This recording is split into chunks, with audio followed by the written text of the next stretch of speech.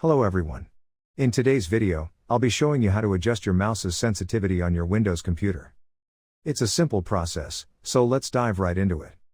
To get started, open up the Start menu by left-clicking on the Start button once. Now, type in mouse, and one of the best matches should be mouse settings. Click on that. A new window will appear. Here, click on Additional Mouse Options. This will take you to the settings where you can fine-tune your mouse sensitivity.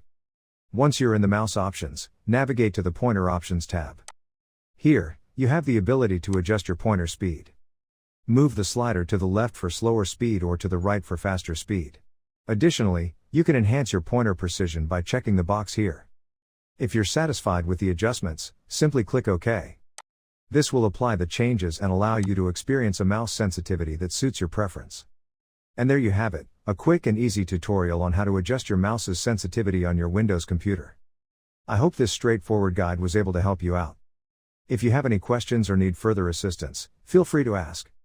Thanks for watching, and I look forward to catching you all in the next tutorial. Goodbye.